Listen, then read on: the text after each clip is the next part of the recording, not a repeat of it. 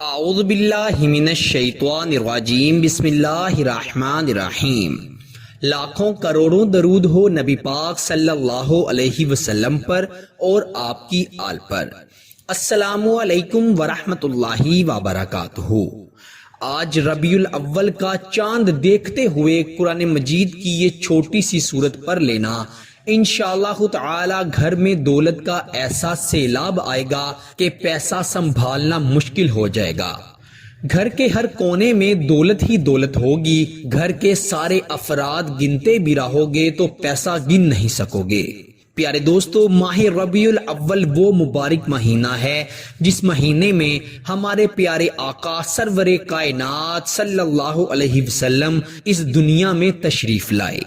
آپ صلی اللہ علیہ وسلم کا آنا تھا کہ اس روح زمین کا ہر تاریک کونا بھی روشن ہو گیا، منور ہو گیا۔ ہمارے پیارے نبی صلی اللہ علیہ وسلم کی ولادت سے پہلے مدینہ منورہ، جسے یثرب کہا جاتا تھا، جسے بیماریوں کا شہر کہا جاتا تھا، ہمارے پیارے نبی صلی اللہ علیہ وسلم کی آمد سے اللہ تعالی کا ایسا خاص کرم ہوا کہ وہ یثرب سے مدینہ المنورہ میں بدل گیا۔ ہمارے پیارے نبی صلی اللہ علیہ وسلم وہ ہستی ہیں جنہوں نے خواتین کو عزت بخشی، کیونکہ ہمارے پیارے نبی صلی اللہ علیہ وسلم کی ولادت سے پہلے خواتین کو زندہ زمین میں درگور کر دیا جاتا تھا، لیکن آپ کا آنا تھا کہ اللہ تعالیٰ نے بیٹیوں کو عزت بخشی۔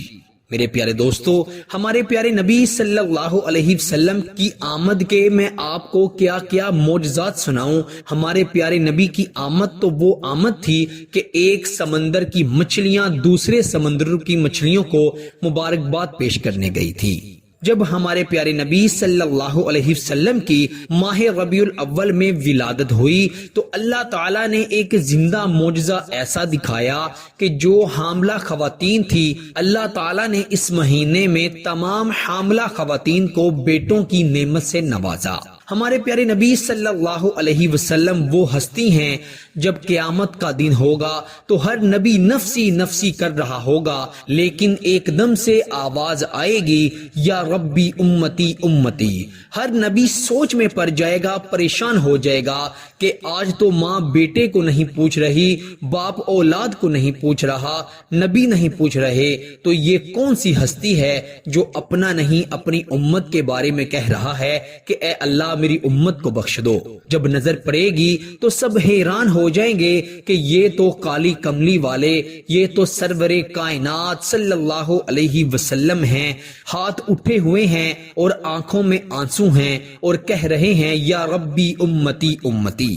ہم کیسی گنہگار امت ہیں کہ جس نے اپنے پیارے نبی صلی اللہ علیہ وسلم کی آنکھوں کے آنسوؤں کا خیال نہیں رکھا، جو جھوٹ بولتے ہیں، زنا کرتے ہیں، بدکاریاں کرتے ہیں، ناپ تول میں کمی کرتے ہیں، شراب بیچتے ہیں، شراب پیتے ہیں، اتنے گناہ کرتے ہیں، لیکن قربان جاؤں اپنے پیارے نبی پر جو کہ قیامت والے دن ہم کالے منہ والوں کے لیے بھی دوزخ سے نجات کی دعا کرتے رہیں گے۔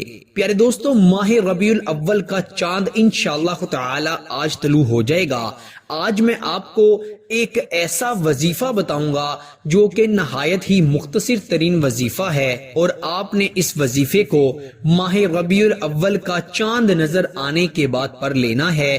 انشاءاللہ تعالی اللہ تعالی آپ کے گھر سے تنگ دستیاں، غربت، مفلسی ختم کر دیں گے، اور اللہ تعالیٰ رزق کے سارے دروازے کھول دیں گے، اور وہ رزق کے دروازے، دولت کے دروازے ایسے کھلیں گے کہ دوبارہ کبھی بند نہیں ہوں گے۔ ماہ ربیع الاول وہ مہینہ ہے جس میں جتنا زیادہ درود پاک پڑھا جائے اتنا ہی بہتر ہے۔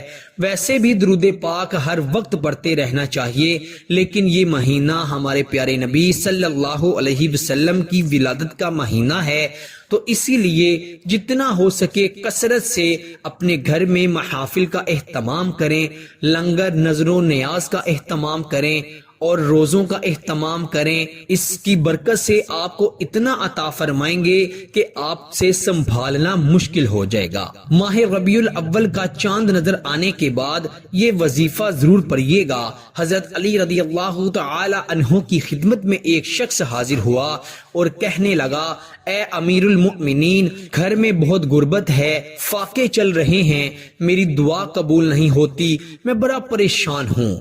تو حضرت علی رضی اللہ تعالی عنہ نے فرمایا کہ اے شخص جب ماہ ربیع الاول کا چاند طلوع ہو تو اس وقت چاند کو دیکھتے ہوئے ایک مرتبہ سورہ کوثر پڑھو اور ایک مرتبہ سورہ اخلاص پڑھو اور پھر اللہ تعالی سے مال و دولت کے لیے دعا کرو۔ اللہ تعالی اتنی مال و دولت عطا فرمائیں گے کہ سنبھالنا مشکل ہو جائے گا۔ پیارے دوستو، جب ربیع الاول کا چاند دیکھیں یا چاند نظر آنے کی خبر آپ کے کانوں میں پڑ جائے تو اسی وقت آپ اول آخر ایک ایک مرتبہ درود ابراہیم پڑھ کر درمیان میں ایک مرتبہ سورہ کوثر اور ایک مرتبہ سورہ اخلاص یعنی انا اعطیناک الکوثر اور قل هو اللہ احد، یہ دونوں صورتیں ایک ایک بار پڑھ کر اللہ تعالیٰ سے دعا کریں۔ انشاءاللہ رزق کے بند دروازے ایسے کھلیں گے کہ کبھی بھی بند نہیں ہوں گے۔